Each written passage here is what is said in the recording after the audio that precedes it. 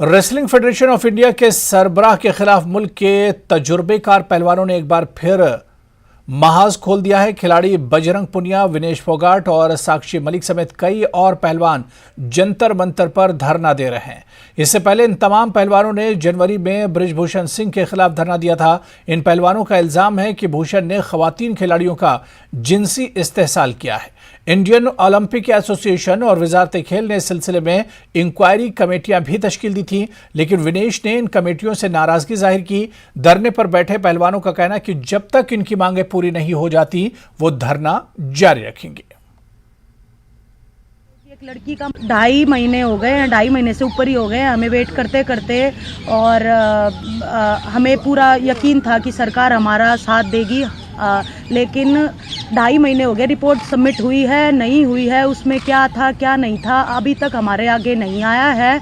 और अभी थक हार के हम वापस आए हैं कि हमें बता दिया जाए, क्योंकि 2.5 महीने के बाद सब लोग अभी यही सोचने लगे हैं कि हम जो बैठे थे हम झूठे थे, हमारी कंप्लेंट झूठी थी, जो कि हमें बिल्कुल बर्दाश्त नहीं रहा, क्योंकि हमेशा सच्चाई के साथ जीवन जिया है, सच्चाई के साथ कुश्ती की है। लेकिन अभी जगह जगह जाते हैं तो लोग हमें झूठ ऐसा दिखाते हैं कि झूठी कंप्लेंट थी तुम्हारी, लेकिन ऐसा नहीं है। सच्चाई की लड़ाई लड़ी है और हम उम्मीद करते हैं कि हम सच के उसमें और ज़रूर जीतेंगे। नहीं, हमने नहीं की, हमने सिर्फ वेट किया था कि रिपोर्ट पब्लिक हो और सबके सामने आए कि सरकार की क्या रिपोर्ट हुई है। जो कमेटी ने हमारे बयान सुने, लड़कियों के बयान सुने, तो क्या सबमिट हुआ है वो सामने आना चाहिए, लेकिन वो नहीं आया। कि खिलाड़ी बोल रहे हैं कि हमारे साथ में हरासमेंट हुआ है, FIR लॉन्च होनी चाहिए और जो अक्यूज है उनके खिलाफ कार्रवाई होनी चाहिए, ना कि सिर्फ क्योंकि हमारी लाइफ, हमारा गेम, हमारा परिवार सब कुछ दाव पे लगा के हम यहाँ पे आए हैं। आपको क्या लग रहा है? 3 महीने से हम इतने मेंटल टॉर्चर से गुजर रहे हैं,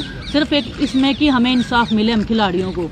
हम इधर ही सोएंगे जी, इधर ही खाएंगे, जितना हो सकता है हम इधर ही रहेंगे जब तक न्याय नहीं मिलेगा। जब फेडरेशन पूरा नेशनल भी करवा रहा है, सारी चीज़ें वो रन कर रहा है, खुद उनका ऑफिस खुल रहा है, तो खिलाड़ियों की कहाँ सुनी जा रही है? ऐसी तो कोई बात है ही नहीं। तो इसका मतलब हम झूठे बैठे थे यहाँ पे।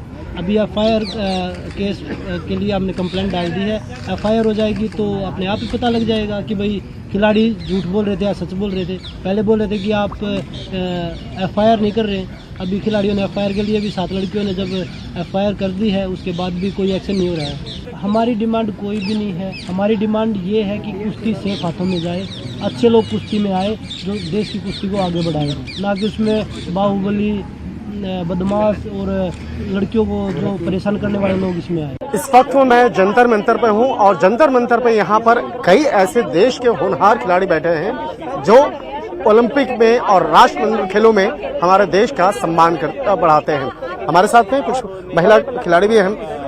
आप लोगों से जानना चाहते हैं कि आखिर क्या हो रहा है कुश्ती फेडरेशन में? पिछले कुछ समय पहले भी आप लोग शिकायत करने के लिए आए थे, फिर आप लोग शिकायत कर रही हैं, बैठी हुई हैं, आप लोग एक दिन के आंसर में बैठी हैं। क्या है शिकायतें आपकी? देखिए, हमने कंप्लेन की है सेक्सुअल हरासमेंट को लेकर, जो हमारे अध्यक्ष थे बृजभूषण सिंह, उनके खिलाफ, और हमने पुलिस में कंप्लेन की थी और उन्होंने हमारी FIR भी दर्ज नहीं की है अभी तक। तो हमें सिर्फ इंसाफ के लिए हम यहाँ पे आए हैं कि हमें इंसाफ दिला जाए, क्योंकि 2.5-3 महीने से हम कोशिश कर रहे थे। जो हमारी ओवरसाइट कमेटी बनाई थी, खेल मंत्रालय से हम संपर्क कर रहे थे, तो हमें नहीं पता कि क्या उन्होंने भेजा है कमेटी को, क्या उन्होंने क्लीन चिट दी है या नहीं दी।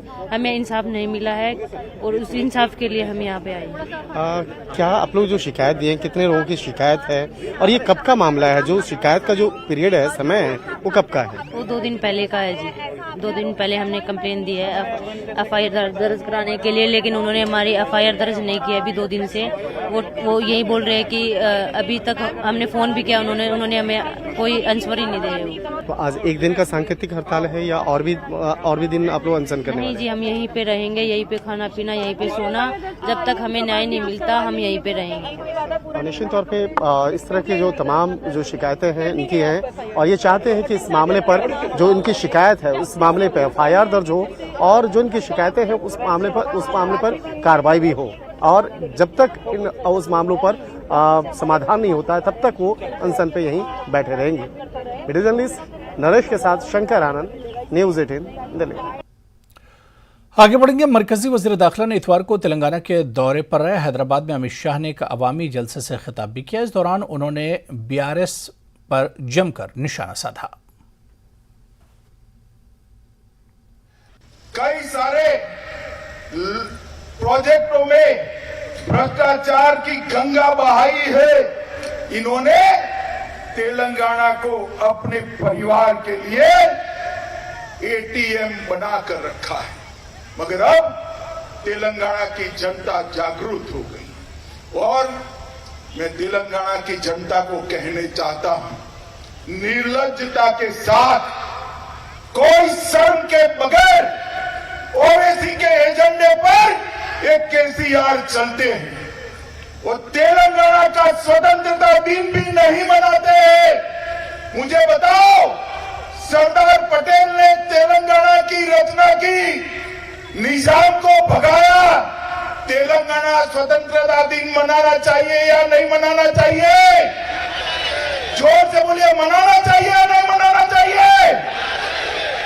मैं आपको वादा करते जाता हूं, मोदी जी के नेतृत्व में भारतीय जनता पार्टी की सरकार बनाइए। हैदराबाद में परेड ग्राउंड में पूरी दुनिया देखे ऐसा तेलंगाना स्वतंत्रता दिन हम मनाएंगे। हम नहीं डरते हैं मजलिस से।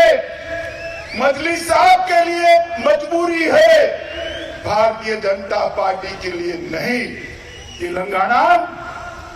तेलंगाना सरकार तेलंगाना के लोगों के लिए चलेगी, ओवैसी के लिए नहीं चलेगी। मित्रों, 2 बेडरूम हॉल किचन की स्कीम में भी माइनॉरिटी का रिजर्वेशन किया, संविधान विरोधी मुस्लिम रिजर्वेशन शिक्षा में किया और कई सारी बातें की। मैं यहां कहकर जाता हूं, भारतीय जनता पार्टी की सरकार बनेगी तो एक गैर संवैधानिक मुस्लिम रिजर्वेशन को हम समाप्त कर देंगे। ये अधिकार तेलंगाना के SC, ST और OBC का है, वो अधिकार उनको मिलेगा और मुस्लिम रिजर्वेशन को हम समाप्त कर देंगे। मित्रों, BRS का चुनाव चिन्ह क्या है भाई, बताओ तो जरा, क्या है? कार है, कार। ये कार का स्टीयरिंग किसके पास है? किसके पास है? किसके पास है? अब स्टीयरिंग मजलिस के पास है तो कार की दिशा अच्छी हो सकती है क्या? हो सकती है क्या? अरे कमल को वोट दीजिए भैया, कमल को वोट दीजिए। कमल पर बैठकर महालक्ष्मी, वैभव लक्ष्मी तेलंगाना में। आगे बढ़ेंगे। कर्नाटक विधानसभा इंतखाबात के लिए कांग्रेस कोई कसर नहीं छोड़ रही है। इसी कड़ी में कांग्रेस लीडर राहुल गांधी कर्नाटक के दौरे पर हैं। उन्होंने बागलकोट में एक जलसे आम से खिताब किया। साथ ही रोड शो कर कोलार में चुनावी सभा से खिताब करते हुए मरकजी हुकूमत पर निशाना साधा। इससे कबल राहुल गांधी ने सिंघमनाथ मंदिर में जाकर पूजा अर्चना की। बागलकोट में मुनक्किदा जयंती समारोह में खिताब करते हुए राहुल गांधी ने कहा कि जहां अंधेरा होता है, इसी अंधेरे में से कहीं ना कहीं रोशनी निकलती है। उन्होंने कहा कि इस वक्त समाज में अंधेरा था, इसलिए बसवा जी रोशनी बनकर निकले। वाज़ेह है कि कर्नाटक में 10 मई को वोट डाले जाएंगे और 13 मई को नतीजे आएंगे। समाज में जो कमजोर लोग हैं उनकी मदद करनी चाहिए। सरकार आने के बाद 2000 रुपए हर महीने हर महिला को कांग्रेस पार्टी देगी। 200 यूनिट बिजली मुफ्त में हर महीने हर परिवार को। अन्नभाग्य स्कीम 10 केजी हर महीने चावल हर परिवार के मेंबर को। और शायद सबसे जरूरी युवा निधि 3000 रुपए महीने हर ग्रेजुएट को और 1500 रुपए जिनको डिप्लोमा मिला है उनको हर महीने। तो एक तरफ हमने जो वायदे किए हैं बसवन्ना जी की सोच के वायदे किए। बीजेपी की सरकार हिंदुस्तान में सबसे भ्रष्ट सरकार है। 40% कमीशन कम से कम ये लेते हैं। जो भी काम करते हैं 40% कमीशन ये लेते हैं। प्रधानमंत्री जी जरा कर्नाटक को बताइए, ये जो एमएलए खरीदे गए, इनको खरीदने का पैसा कहां से आया? गोवा में खरीदे गए, मध्य प्रदेश में खरीदे गए, कर्नाटक में खरीदे गए, नॉर्थ ईस्ट में खरीदे गए, ये पैसा कहां से आता है? ये जो आपसे पैसा छीना जाता है, भ्रष्टाचार में लिया जाता है 40% कमीशन वाला, ये इन्हीं पैसों से ये सरकार खरीदते हैं। बेंगलुरु में कश्मीरी शायर और अदीब प्रोफेसर मोहम्मद जमा आजुर्दा को बसवा विभूषण अवार्ड से नवाजा गया। प्रोफेसर मोहम्मद जमा आजुर्दा ने कन्नड़ वचन साहित्य का कश्मीरी जबान में तर्जुमा किया है।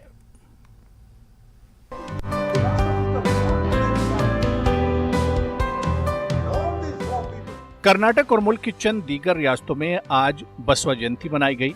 बसवन्ना को लंगायत तबके का बानी समझा जाता है। बसवन्ना ने अपने वक्त की समाजी बुराइयों के खिलाफ तहरीक शुरू की थी। सोशल रिफॉर्मर के अलावा बसवन्ना एक शायर भी थे। बसवन्ना और चंद दीगर शायरों के कन्नड़ वचनों का मुल्क के मुख्तलिफ जबानों में तर्जुमा हुआ है। कश्मीर के प्रोफेसर मोहम्मद जमा आजुर्दा को ये एजाज हासिल है कि उन्होंने वचन साहित्य का कश्मीरी जबान में तर्जुमा किया है। प्रोफेसर मोहम्मद जमा आजुर्दा की खिदमात का एतराफ करते हुए बेंगलुरु में बसवा जयंती के मौके पर इन्हें अवार्ड से नवाजा गया। बसवा समिति के तहत हुए इजलास में प्रोफेसर मोहम्मद जमा आजुर्दा को बसवा विभूषण अवार्ड से सरफराज किया गया। प्रोफेसर जमा आजुर्दा ने तकरीबन 2500 वचनों का कश्मीरी जबान में तर्जुमा किया है। इसके अलावा अरबी, फारसी, डोगरी, चीनी जबानों में तर्जुमे के लिए बसवा समिति की रहनुमाई की है। आज का जो प्रोग्राम था बसवा जयंती का, बसवा समिति वालों ने ऑर्गेनाइज किया था। ये इनका ज़बरदस्त ये कहना चाहिए कि फेस्टिवल होता है। इस मौके पे इन्होंने मुझे अवार्ड से नवाजा और मैं इनके साथ काम करता रहा हूँ। कश्मीरी में मैंने ट्रांसलेट कराया और डोगरी में ट्रांसलेशन कराया वचनास का, और इसी तरह से फिर अरबिक और पर्शियन में शुरू ही हम ही से हुआ ये फॉरेन लैंग्वेजेस में ट्रांसलेट करना, और अभी मैं कोऑर्डिनेट कर रहा हूँ चाइनीज़ और फ्रेंच को। वाज़ेह की बेंगलुरु के अदीब प्रोफेसर माहिर मंसूर ने बहुत सालों पहले वचन साहित्य का उर्दू में तर्जुमा किया था। उर्दू तर्जुमे की बुनियाद पर प्रोफेसर मोहम्मद जमा आजुर्दा ने इन वचनों का कश्मीरी में तर्जुमा किया है। मुझे खुशी इस बात की है कि बसवा समिति ने इस अजीम शान जलसे में एक बहुत ही मुनासिब शख्सियत का इंतखाब किया, प्रोफेसर जमा आजुर्दा साहब का, और उन्हें एक बहुत बड़े इनाम से नवाजा और उसे वो जो है बसवा प्रशस्ति से नवाजा उन्होंने। इसके लिए मैं बेइंतहा खुश हूँ, इसलिए कि उनकी खिदमत जो है वो नाकाबिल फरामोश है। वचन है इंसानियत का खजाना, उससे ज़्यादा आज तक कोई नहीं बताया है मुझे। वो कहने का तरीका, वो जो दिल से अपनापन जो था, शायद कहीं नुमाइंद सुना नहीं। ऐसे होते हमारे माहिर मंसूर उर्दू में भाषा में, भाई साहब कश्मीर में, अरबिक में, पर्शियन में, चाइनीज़ में, फ्रेंच में और भी आगे करने का इच्छा रखते हैं। बसवन्ना और इनके साथी फनकारों के वचनों में इंसानियत, मसावात, अमले साले, औरतों के हुकूक का दर्स मिलता है। प्रोफेसर जमा आजुर्दा और प्रोफेसर माहिर मंसूर ने इस तकरीब में कहा कि वचन साहित्य में इस्लामी तालीमात की झलकियां पाई जाती हैं। बेंगलुरु से रऊफ अहमद हल्लूर की रिपोर्ट। तो चलिए यहां पर रुकेंगे फिलहाल छोटे से ब्रेक के लिए।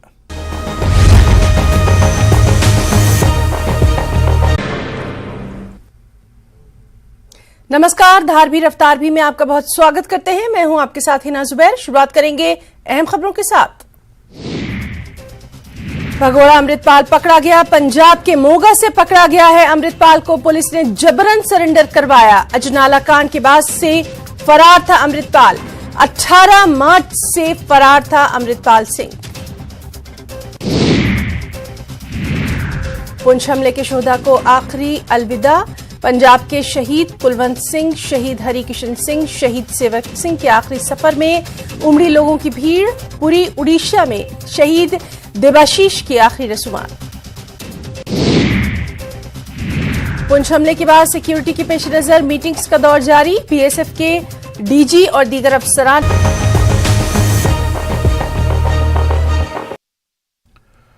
उत्तराखंड में केदारनाथ यात्रा शुरू होने से पहले एक दर्दनाक हादसा पेश आया है। उत्तराखंड के सरकारी एहलकार की मौत हो गई है। हेलीकॉप्टर की लैंडिंग के दौरान जब अमित सैनी हेलीकॉप्टर के करीब से जा रहे थे, इसी दौरान वो पिछले पंखे की चपेट में आ गए। हेलीकॉप्टर के पिछले ब्लेड में आने से इनकी गर्दन कट गई और मौके पर ही मौत हो गई। इत्तला के मुताबिक सैनी हेलीकॉप्टर के टेल रोटर ब्लेड के रेंज में उस वक्त आए जब वो सेल्फी लेने की कोशिश कर रहे थे।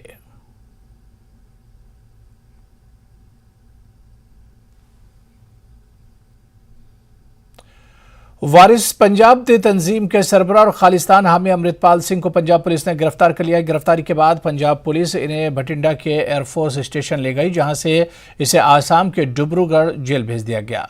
जेल पंजाब पुलिस के इंस्पेक्टर जनरल ने एक प्रेस कॉन्फ्रेंस में कहा कि अमृतपाल सिंह को पंजाब के मोगा जिले के रोडे गांव से गिरफ्तार किया गया है। इसके साथियों को पहले ही गिरफ्तार करके आसाम के डिब्रूगढ़ जेल भेज दिया गया था। साथ ही अमृतपाल के खिलाफ एनएसए भी लगा दिया गया है। गिरफ्तारी से कबल अमृतपाल सिंह ने गुरुद्वारा में लोगों से खिताब भी किया। ਇਹ ਜਿਹੜਾ ਆਪਰੇਸ਼ਨ ਆ ਪਿਛਲੇ 35 ਦਿਨ ਤੋਂ ਚੱਲ ਰਿਹਾ ਸੀਗਾ। ਜਦੋਂ ਪਿਛਲੀ ਵਾਰੀ 28 ਤਰੀਕ ਨੂੰ ਹੁਸ਼ਿਆਰਪੁਰ ਤੋਂ ਐਕਸਕਾਉਂਟ ਕੀਤਾ ਸੀਗਾ, ਸੋ ਲਗਾਤਾਰ ਇਹ ਜਿਹੜਾ ਆਪਰੇਸ਼ਨ ਜਾਰੀ ਸੀਗਾ, ਕਿਉਂਕਿ ਇੱਕਦਮ ਯੂ ਕੈਨ ਸੇ ਆਇਡੈਂਟੀਫਾਈ ਕਰਨਾ ਕਿ ਬੰਦਾ ਕਿੱਥੇ ਹੋਊਗਾ ਪੋਸੀਬਲ ਨਹੀਂ ਸੀਗਾ। ਪਰ ਜਿਹੜਾ ਅੱਜ ਵਾਲਾ ਆਪਰੇਸ਼ਨ ਹੋਇਆ ਕੰਕਰੀਟ ਆਪਰੇਸ਼ਨ ਸੀਗਾ, ਪ੍ਰੋਪਰ ਇਨਫੋਰਮੇਸ਼ਨ ਸੀਗੀ ਔਰ ਇਹਨੂੰ ਬਹੁਤ ਵਧੀਆ ਤਰੀਕੇ ਦੇ ਨਾਲ ਪ੍ਰੋਪਰ ਸੰਜਮ ਦੇ ਨਾਲ ਪੇਸ਼ੈਂਸ ਦੇ ਨਾਲ ਇਹਨੂੰ ਅੰਜਾਮ ਦਿੱਤਾ ਗਿਆ। ਉਹ ਸਾਰਾ ਜਿਹੜਾ ਹੈ ਜੀ ਹੁਣ ਤਫਤੀਸ਼ ਦੇ ਦੌਰਾਨ ਕੋਈ ਵੀ ਅੱਗੇ ਜਿਹੜੀ ਡਿਵੈਲਪਮੈਂਟ ਇਸ ਕੇਸ 'ਚ ਹੋਊਗੀ ਉਹ ਟਾਈਮ ਟੂ ਟਾਈਮ ਦੱਸੀ ਜਾਏਗੀ। ਫਿਲਹਾਲ ਇਹਨਾਂ ਗ੍ਰਿਫਤਾਰ ਕਰਕੇ ਐਨਐਸਏ ਦੇ ਅੰਦਰ ਉਹਨਾਂ ਨੂੰ ਡਿਬਰੂਗੜ੍ਹ ਭੇਜ ਦਿੱਤਾ ਗਿਆ ਹੈ। ਫਰਦਰ ਜੋ ਕਾਰਵਾਈ ਹੋਏਗੀ ਕਾਨੂੰਨੀ ਹਿਸਾਬ। ਪੰਜਾਬ ਦੇ ਵਿੱਚ ਪੂਰੀ ਤਰ੍ਹਾਂ ਲਾਅ ਐਂਡ ਆਰਡਰ ਮੇਨਟੇਨਡ ਆ, ਕਮਿਊਨਲ ਹਾਰਮਨੀ ਹੈ ਪੰਜਾਬ ਦੇ ਵਿੱਚ, ਪੂਰੀ ਤਰ੍ਹਾਂ ਪੀਸਫੁਲ ਆ ਪੰਜਾਬ ਦੇ ਵਿੱਚ। ਕਿਸੇ ਤਰ੍ਹਾਂ ਦੀ ਕੋਈ ਅਨਸੁਖਾਵੀ ਘਟਨਾ ਨਾ ਕੋਈ ਕਿਸੇ ਤਰ੍ਹਾਂ ਦੀ ਪੋਸੀਬਿਲਿਟੀ ਆ ਨਾ ਹੋਣ ਦਿੱਤੀ ਜਾਊਗੀ। ਪੰਜਾਬ ਪੁਲਿਸ ਪੂਰੀ ਤਰ੍ਹਾਂ ਕਮਿਟਡ ਆ ਲਾਅ ਐਂਡ ਆਰਡਰ ਨੂੰ ਮੇਨਟੇਨ ਕਰਨ ਵਾਸਤੇ। ਔਰ ਸਭ ਤੋਂ ਵੱਡੀ ਗੱਲ ਜਿਹੜੀ ਮੈਂ ਦੁਬਾਰਾ ਕਹਿਣਾ ਕਿ ਪੰਜਾਬ ਦੇ ਲੋਕਾਂ ਦੇ ਅਸੀਂ ਬਹੁਤ ਬਹੁਤ ਧੰਨਵਾਦੀ ਹਾਂ। ਪੰਜਾਬ ਦੇ ਲੋਕਾਂ ਨੇ ਇਸ ਪੂਰੇ ਆਪਰੇਸ਼ਨ ਦੇ ਦੌਰਾਨ ਪੰਜਾਬ ਪੁਲਿਸ ਦਾ, ਪੰਜਾਬ ਗਵਰਨਮੈਂਟ ਦਾ ਬਹੁਤ ਸਾਥ ਦਿੱਤਾ ਹੈ ਔਰ ਮੈਨੂੰ ਪੂਰੀ ਉਮੀਦ ਆ ਕਿ ਜਿਸ ਤਰੀਕੇ ਨਾਲ ਪਿੱਛੇ ਪੰਜਾਬ ਦੇ ਲੋਕਾਂ ਨੇ ਸਾਥ ਦਿੱਤਾ ਹੈ, ਜਿਸ ਤਰੀਕੇ ਦੇ ਨਾਲ ਪੰਜਾਬ ਦੇ ਵਿੱਚ ਕਮਿਊਨਲ ਹਾਰਮਨੀ ਤੇ ਪੀਸ ਨੂੰ ਮੇਨਟੇਨ ਕੀਤਾ ਹੈ, ਅੱਗੇ ਵੀ ਉਸੇ ਤਰੀਕੇ ਦੇ ਨਾਲ ਮੇਨਟੇਨ ਕੀਤਾ ਜਾਏਗਾ। ਦੇਖੋ ਇਹ ਜਿਹੜੀਆਂ ਚੀਜ਼ਾਂ ਹੈ ਨਾ, ਇਹ ਚੀਜ਼ਾਂ ਸ਼ੇਅਰ ਨਹੀਂ ਕੀਤੀਆਂ ਜਾ ਸਕਦੀਆਂ।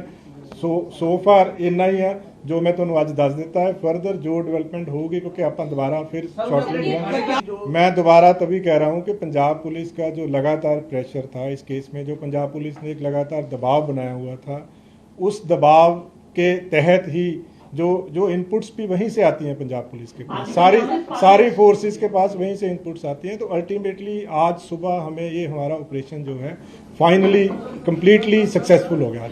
नहीं, आज सिर्फ एक अमृतपाल ने अरेस्ट किया। जी 36 दिन बाद पुलिस ने अमृतपाल को अरेस्ट कर लिया गया है। इसी गुरुद्वारा में पहुंचा था अमृतपाल। देर रात 12 बजे के करीब अमृतपाल इसी गुरुद्वारा में पहुंचा था और सुबह 7 बजे के करीब पुलिस ने अमृतपाल को अरेस्ट कर लिया गया।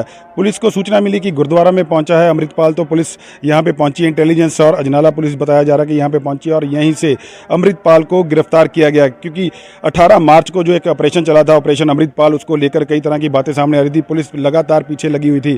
कई तरह की फोटोग्राफ्स, कभी पप्पलप्रीत, कभी दूसरे के साथ पुलिस को तस्वीरें मिल रही थी, लोकेशन मिल रही थी। उसी लोकेशन को ट्रेस करते करते पुलिस यहाँ पे पहुंची है। पुलिस यहाँ गुरुद्वारा में सुबह पहुंची, गुरुद्वारा के बाहर पहुंची और पता चला कि 20 मिनट बाद पुलिस ने सुबह अरेस्ट करके अमृतपाल को ले गया। अमृतपाल के साथियों पे पहले 9 लोगों पर एनएसए लगा हुआ है, अमृतपाल पे भी एनएसए लगा हुआ है, क्योंकि लगातार जिस तरह की खबरें आ रही थी कि अमृतपाल कभी यूपी में है, कभी मोगा में है, कभी पंजाब में है, कभी कहीं और है, तो उस सारी खबरों पर आज विराम लग गया है। पुलिस ने आज अमृतपाल को इसी गुरुद्वारा के बाहर से जो है गिरफ्तार कर लिया गया, क्योंकि देर रात जो पता चला कि देर रात अमृतपाल इसी गुरुद्वारा में पहुंचा था और इसी गुरुद्वारा के बाहर से जब पुलिस को सूचना मिली तो पुलिस यहां पे पहुंची, तो यहां पे उसको अरेस्ट कर लिया गया। जिस तरह से पुलिस अमृतपाल ने एक इसी गुरुद्वारा से जब शुरू किया था, अपना दस्तारबंदी शुरू की थी इसी गुरुद्वारा से होके, साथ ही इसके जो यहाँ पे स्टेडियम है वहाँ पे एक बड़ा समागम रखा गया था, तो वहाँ समागम में उसकी दस्तारबंदी हुई थी और वारिस पंजाब का जो उसको मुखिया बनाया गया था। उसके बाद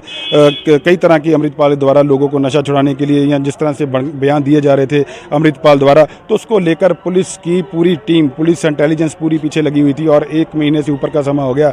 36 दिन के बाद करीब आज एक बड़ी खबर सामने आई है कि अमृतपाल को पुलिस ने गिरफ्तार कर लिया गया, जहां से ये दस्तारबंदी शुरू हुई थी, उसी गांव से आज अमृतपाल को गिरफ्तार कर लिया गया।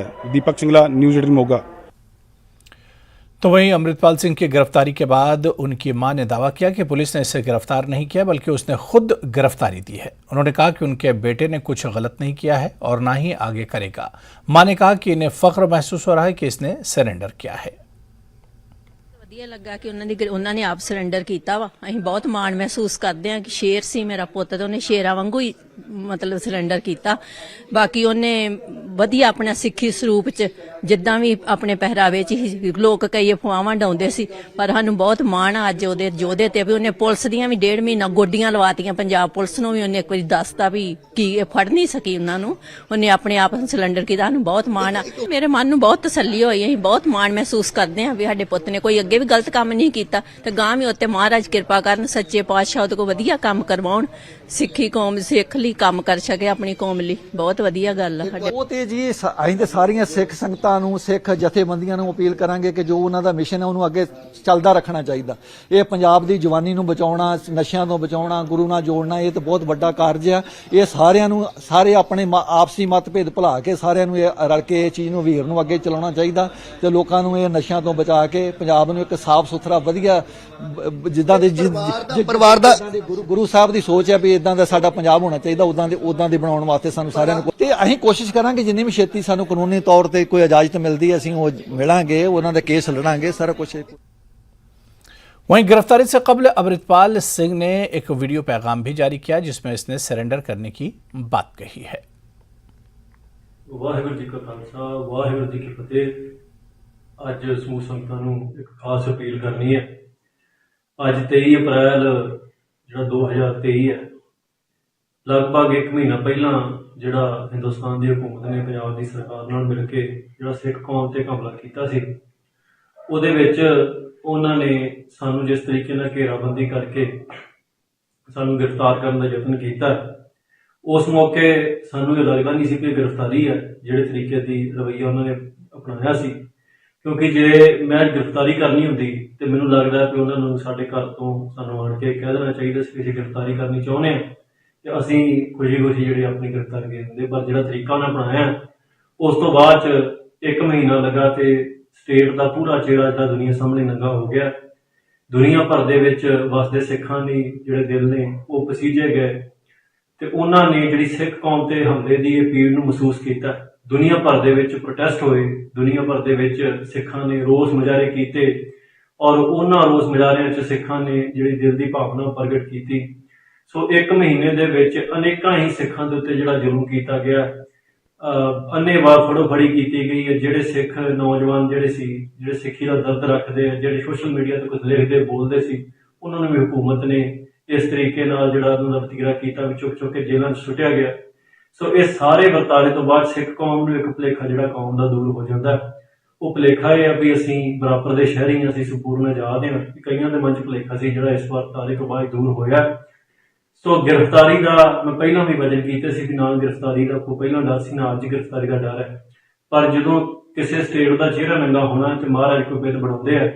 सो इस करके अज असीं फैसला किया कि जिथे अनेकों नौजवान जेलों सुटे गए हैं, बेशक साढ़े को सारे राह आ भी असीं इत्थों निकल के होरनां मुल्कां च भी जा सकीए, पर मैं इस तरह का मनुख नहीं कि जो भीड़ पवे तो उदों अपने साथियों छड्ड के किसी होर मुल्क च तुरिया फिरां। सो इस करके मैं फैसला किया कि अज असीं गिरफ्तारी देनी है। 23 अप्रैल 2023 नूं उस जगह की गिरफ्तारी देने का फैसला किया जिस जगह तो सारा कुछ शुरू होया। बॉर्डर रोड ऑर्गेनाइजेशन की जानिब से रंगरेट बडगाम में आज श्रद्धांजलि और एकता अभियान के तहत बाइक रैली मुनक्किद हुई। ये bike rally Beacon headquarter Rangreth Budgam से मुनक्किद हुई। रैली के दौरान बॉर्डर रोड ऑर्गेनाइजेशन के एहलकारों ने बॉर्डर के दूरदराज इलाकों से मिट्टी, पानी और पौधों के नमूने लिए, जो अब ये पुणे जा रहे हैं जहां श्रद्धांजलि स्थल बनाया जा रहा है। आज रैली का पहला पड़ाव था और इसके बाद फिर ये चंडीगढ़ जाएगी और फिर वहां से पुणे। इस रैली का मकसद यही है कि इन बहादुर जवानों को याद किया जाए जिन्होंने मुल्क के नाम अपनी जान निछावर की। ऑर्गेनाइजेशन की जानिब से बाइक रैली मुनक्किद की जा रही है। दरअसल ये बाइक रैली इन्होंने जो रिमोट एरियाज़ है वहाँ पर सैंपल्स इकट्ठे किए हैं ये सैंपल्स पुणे जा रहे हैं, जहां पर श्रद्धांजलि स्थल बनाया जा रहा है, वहां पर इनको रखा जाएगा। मजीद तफसीलात के लिए मेरे साथ BRO के चीफ इंजीनियर है, वो मजीद तफसीलात देंगे किस तरह की ये रैली है और किन किन फेज से ये रैली पुणे पहुंचेगी। सर, आज ये रैली यहाँ पर शुरू होगी, कहाँ कहाँ ये जाएगी और पहला पड़ाव कहाँ है? और ये रैली तो इनफैक्ट बहुत पहले से शुरू हो गई है। हर RCC के हर कोने से जब इस जल को इकट्ठा किया गया और इन पौधों को लिया गया, वहाँ से वो RCC हेडक्वार्टर्स तक आए, फिर वो टास्क फोर्स हेडक्वार्टर तक आए और आज हम टास्क फोर्स हेडक्वार्टर्स से भी यहाँ तक पहुँच चुके हैं और प्रोजेक्ट हेडक्वार्टर से लेकर के हम साथ हमने नदियों का जल इकट्ठा किया है और वहाँ का हमने पौधे लिए हैं। यहाँ से लेकर के अगला पड़ाव है वो पूना तक इनको लेके जाना है और ये 2 फेज में किया जाएगा। पहले फेज में हम इन सबको यहाँ से जवाहर टनल तक अपने मोटरसाइकिल्स में लेके जाएंगे और जवाहर। तो चलिए, इस बुलेटिन में भी फिलहाल इतना ही। नमस्कार।